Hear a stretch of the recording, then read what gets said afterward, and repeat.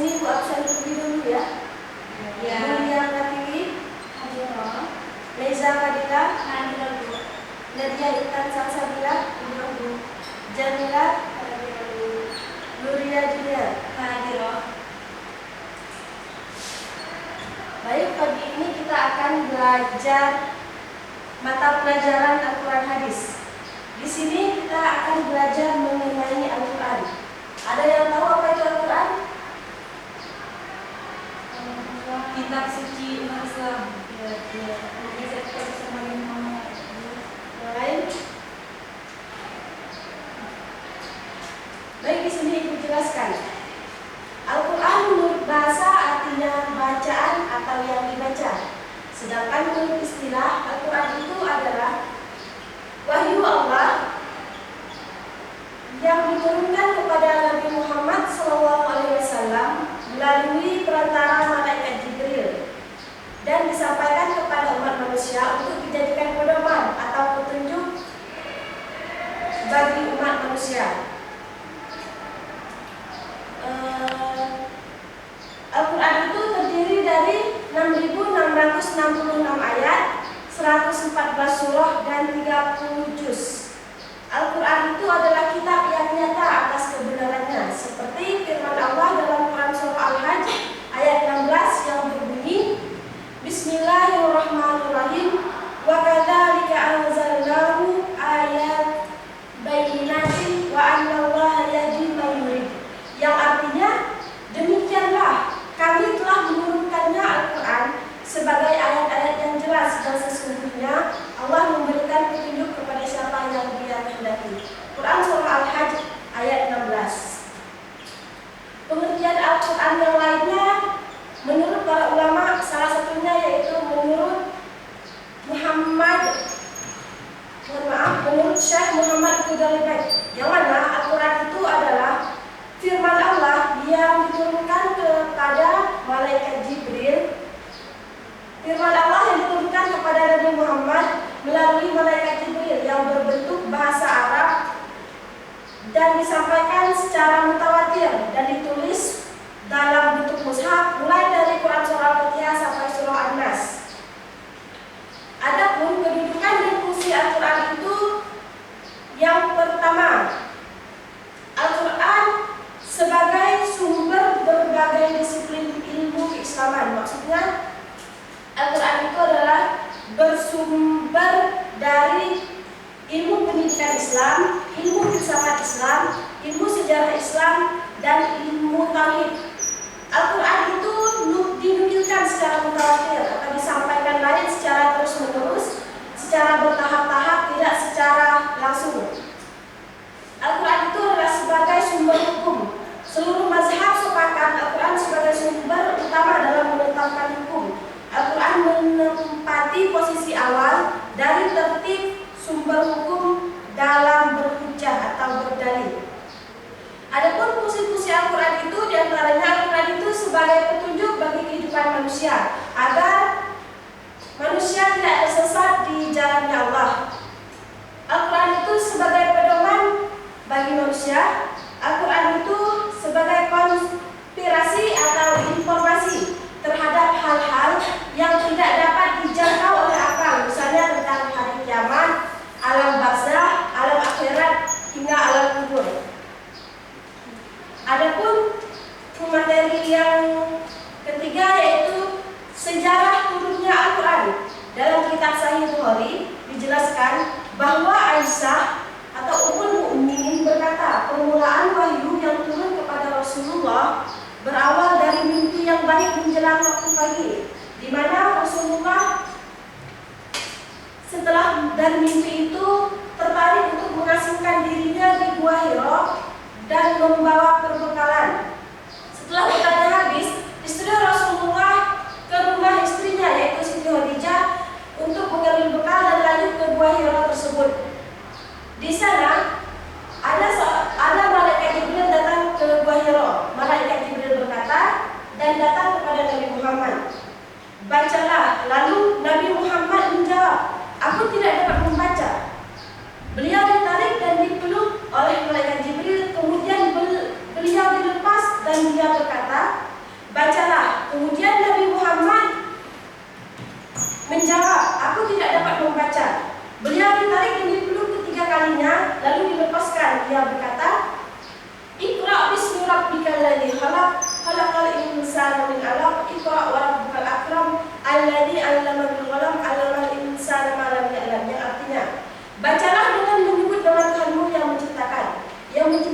manusia dari segumpal darah. Bacalah Tuhanmulah yang maha mulia, yang mengajar manusia dengan pena, dan dia mengajarkan manusia apa yang tidak diketahuinya. Quran Surah Al-Alaq ayat 1-5. Waktu turunnya Al-Quran itu pada malam Jumat tanggal 17 Ramadan atau bertepatan dengan tanggal 5 Agustus 610 Masehi. Peristiwa turunnya Al-Quran juga disebut dengan Nuzulul Quran. Al-Quran itu diturunkan kurang lebih selama 22 tahun, 2 bulan, 22 hari. Proses turunnya Al-Quran itu yang pertama, Al-Quran diturunkan ke Lauhul Mahfuz yang berada di alam malakut. Yang kedua, Al-Quran diturunkan dari Lauhul Mahfuz ke Baitul Izzah atau langit dunia. Yang ketiga, Al-Quran diturunkan kepada Nabi Muhammad di bumi secara berangsur-angsur yang dibawa oleh malaikat Jibril. Sebagaimana disebutkan dalam firman Allah Subhanahu wa taala dalam Quran surah Al-Isra ayat 106 yang artinya, Al-Quran kami turunkan secara berangsur-angsur agar engkau Nabi Muhammad membacakannya kepada manusia secara perlahan-lahan, dan kami benar-benar menurunkannya secara bertahap. Selanjutnya yaitu nama-nama lain dari Al-Quran. Dapat diketahui bahwa nama-nama lain dari Al-Quran itu yang pertama Al-Kitab, yang artinya yaitu kitab atau buku. Yang kedua Az-Zikr, yang artinya peringatan. Yang ketiga Al-Hikmah, yang artinya kebijaksanaan. Yang keempat Al-Bayan, artinya penerangan. Yang kelima Al-Kalam, artinya firman Allah. Seterusnya An-Nur, artinya penerang. Selanjutnya Al-Furqan, artinya pembeda. Al-Huda, petunjuk, dan Asy-Syifa, penyembuh. Adapun isi pokok ajaran Al-Quran yang terkandung dalam Al-Quran itu yang pertama hukum. Al-Quran merupakan sumber hukum utama bagi manusia. Al-Quran memuat ketentuan tentang hukum-hukum yang dibuat oleh Allah untuk kepentingan manusia. Contoh Al-Quran yang memuat tentang hukum yaitu dalam Quran surah Al-Jasiyah ayat 18 yang artinya, kemudian kami jadikan engkau Nabi Muhammad mengikuti syariat dari urusan agama itu, maka ikutilah ia syariat itu dan janganlah engkau ikuti hawa nafsu orang-orang yang tidak mengetahui. Quran surah Al-Jasiyah ayat 18. Yang kedua, isi pokok ajaran Al-Quran yaitu ibadah. Ibadah merupakan kewajiban setiap umat manusia untuk taat kepada Tuhannya. Ibadah dapat dilakukan dalam bentuk lisan, perbuatan maupun niatan dalam hati. Yang ketiga yaitu akidah. Akidah berarti iman, kepercayaan, atau keyakinan. Al-Quran berisi ajaran akidah yang menjelaskan tentang tauhid. Tauhid itu adalah pengesaan Allah, manusia yang beriman kepada Allah. Maksudnya itu, tauhid itu adalah mengesahkan Allah, tiada yang sekutu baginya, hanya menyembah kepada Allah dan tidak ada penyembahan untuk yang lainnya. Yang keempat itu muamalah. Muamalah itu adalah bentuk ibadah kepada Allah dengan cara berinteraksi kepada sesama manusia, baik itu muslim maupun non-muslim. Yang kelima yaitu akhlak. Ajaran pokok Al-Quran yang kelima adalah akhlak. Akhlak itu adalah perilaku manusia yang tampak dalam kehidupan sehari-hari. Rasulullah merupakan uswatun hasanah bagi seluruh umat manusia. Rasulullah dijadikan uswatun hasanah itu karena beliau itu adalah cerminan dari Al-Quran. Maksudnya itu sifat dari seorang Nabi Muhammad itu adalah cerminan untuk kita semua. Karena pada zaman sekarang ini sudah banyak yang melupakan sunnah-sunnah Rasulullah. Banyak yang tidak melakukannya. Misalnya puasa sunnah itu kan yang pertama itu yang dikerjakan itu adalah Nabi Muhammad yang pertama mengirim puasa sunnah itu. Ya, selanjutnya yaitu sejarah. Al-Quran memuat kisah-kisah umat terdahulu. Keberadaan kisah-kisah tersebut memberikan hikmah agar manusia dapat mengambil keteladanan sekaligus sebagai peringatan agar berhati-hati dalam bersikap. Maksudnya itu tentang sejarah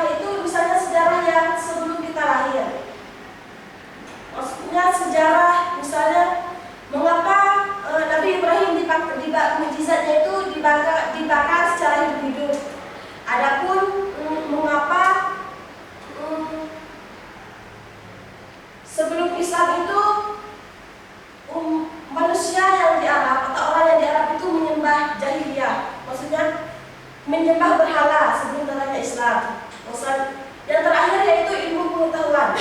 Meski bukan kitab yang berisi kumpulan teori, gagasan dan hasil observasi ilmiah, Al-Quran berisi isyarat atau informasi-informasi yang menuju pada bidang ilmiah. Adapun ayat yang berkaitan dengan ilmu pengetahuan yang membuktikan teori gravitasi dan Newton, yaitu dalam Quran surah Ar-Rahman ayat 7, yang artinya langit telah Dia tinggikan dan Dia telah menciptakan timbangan, yaitu keadilan dan keseimbangan. Baiklah, itulah materi yang bisa Ibu sampaikan di sini. Apakah ada pertanyaan yang kurang paham?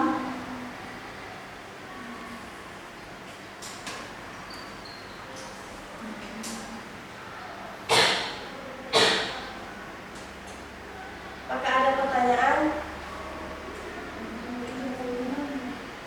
Baiklah, kalau tidak ada pertanyaan,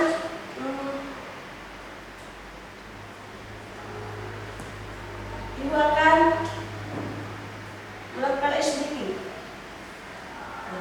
Anak-anak diharapkan berdiri terlebih dahulu. SBK di sini simpel saja, hanya melengkapkan otot. Boleh maju. Sampai sini. Boleh hadap kanan. Kanan. Apa? Letakkan tangan di bahu teman kalian. Pijit secara perlahan.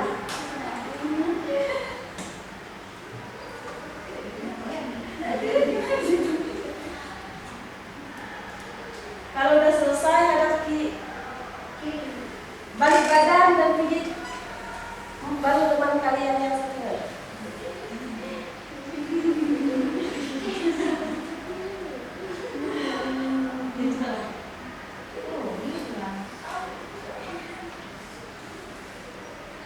Terus Bu, kalau sudah agak renggang, boleh sebentar. Terima kasih Ibu.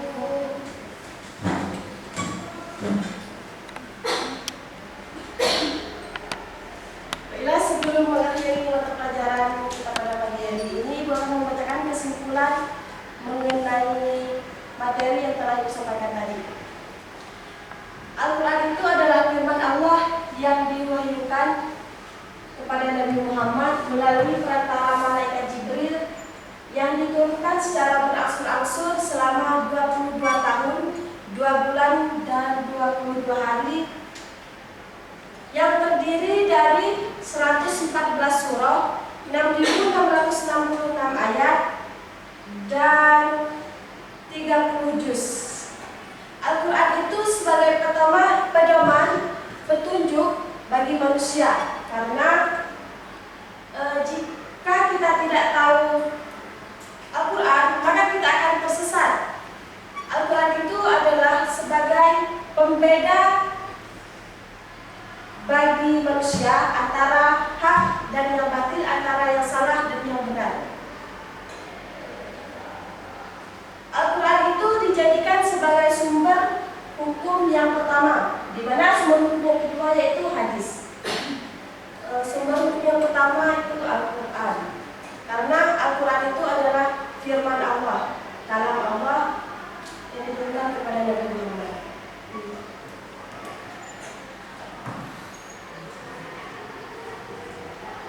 Mungkin hanya itu yang dapat Ibu sampaikan. Materi selanjutnya yaitu mengenai hadis. Belajar ya di rumah. Ya, Bu. Cukup sekian materi pada pagi hari ini. Jika ada kata-kata yang salah, Ibu minta maaf. Sama-sama kepada Allah kita mengampuni. Wabillahi taufiq wal hidayah. Wassalamualaikum warahmatullahi wabarakatuh. Waalaikumsalam warahmatullahi wabarakatuh. Terima kasih, Bu. Baik, semua ada kemarin.